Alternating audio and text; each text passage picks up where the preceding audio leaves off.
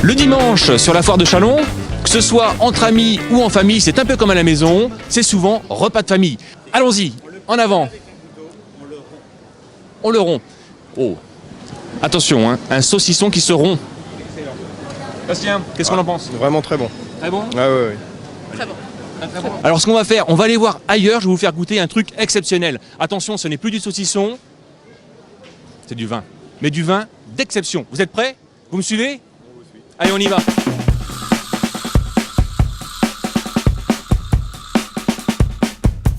On est avec Claude sur le stand des grands vins d'Autriche. Qu'est-ce que vous avez à nous présenter aujourd'hui? Alors nous allons vous présenter, bonjour monsieur, un vin de glace qui est le plus rare vin du monde.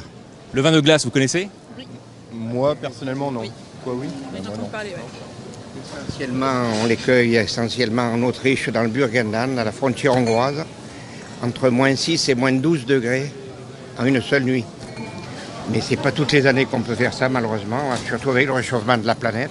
Il y en a très très peu maintenant. C'est un vin qui est un vin de méditation, de plaisir. L'accommoder avec quoi? Avec des foie gras si on voulait, mais on le boit surtout pour lui-même, il est tellement délicat. Vous allez voir ça.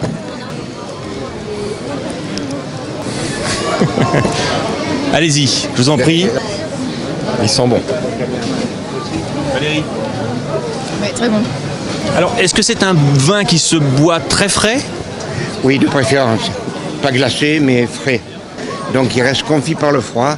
On suit la météo et on sait quelle nuit on va ramasser ses raisins. Et là, les vendangeurs arrivent, surtout les femmes, avec des mitaines. Et elles cueillent ça comme des diamants jusqu'à l'aube, en une nuit. Donc vous voyez, c'est un vin très très rare et qui vaut quand même son bon petit prix parce que la 75 centilitres coûte quand même 150 €. Ah oui, quand même. D'accord. Est-ce qu'il est meilleur quand on connaît le prix? On l'apprécie. On Oui, l'apprécie mieux. c'est On sûr. l'apprécie mieux. Ouais.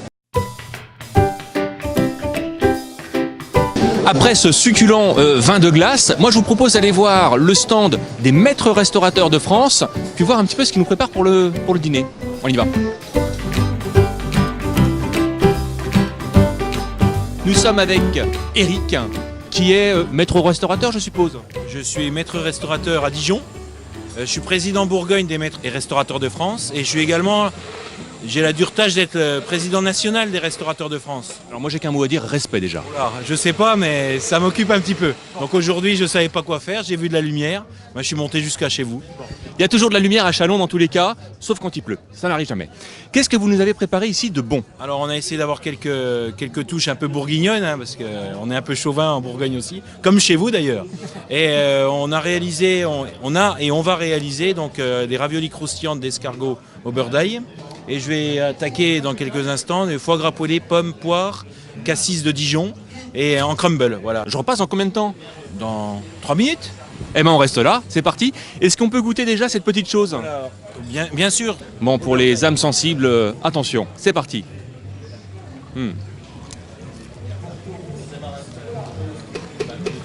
Ben, c'est excellent. De toute façon, moi j'aime les escargots, donc c'est excellent. Est-ce qu'on a des amateurs ou amatrices de raviolis croustillants d'escargots de Bourgogne? Ah si, c'est bon. Ah, il a bien travaillé. Alors c'est impeccable. Maître restaurateur. Oui, oui, non mais impeccable. Ah, ça sent bon l'escargot. Il a bien travaillé. Impeccable. J'ai déjà goûté tout à l'heure. C'est très très bon. C'est pour ça qu'il y revient, c'est tellement bon, il y revient. Ouais. Mais non, il a juste l'escargot. C'est fameux, hein, c'est bon. Hein. C'est bien parfait. Très très bon.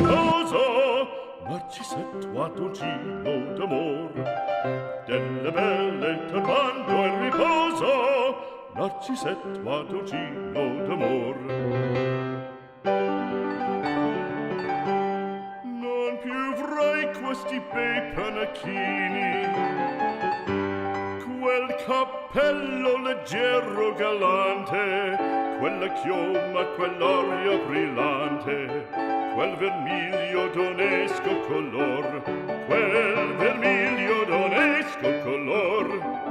Non più avrai quei pennacchini, quel cappello, quella chioma, quell'aria brillante.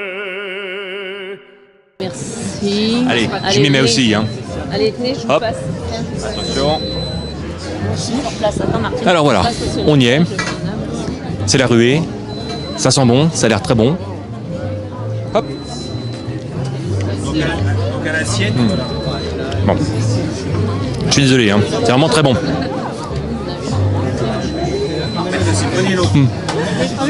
Mathieu, il faut couper, c'est trop bon.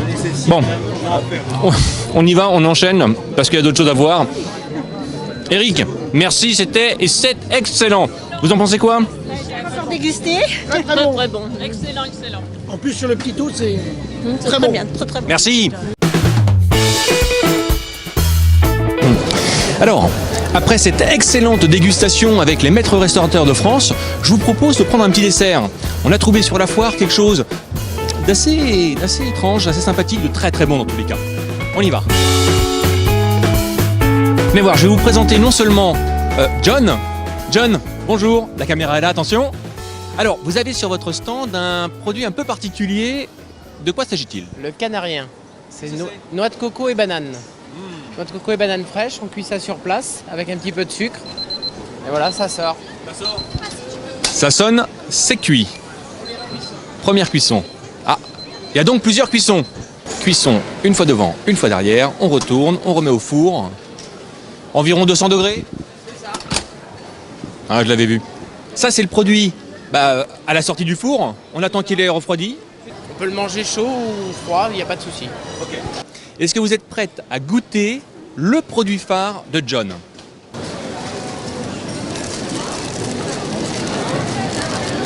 Alors, ce qui m'intéresse surtout, c'est de savoir ce que vous en pensez. Attention, hein. Et en toute sincérité, hein. Il y a de la banane partout? Non, pas partout. Ah voilà. Donc j'ai pris sans banane. Délicieux. Délicieux. Ah oui. Ah ouais. Puis tiens, je pense que c'est encore meilleur. Qu'est-ce que vous en pensez? Très bon. Hein? Très bon. Voilà, on a fait le tour de la partie gastronomique de la foire. Il y a énormément de choses à faire et à voir. À vous de venir, à vous de juger. On a commandé un petit café parce que la foire, c'est aussi un grand moment de détente. On s'assoit, on prend le temps, on voit des copains, des amis. Et puis, on en profite, n'est-ce pas? Ça arrive.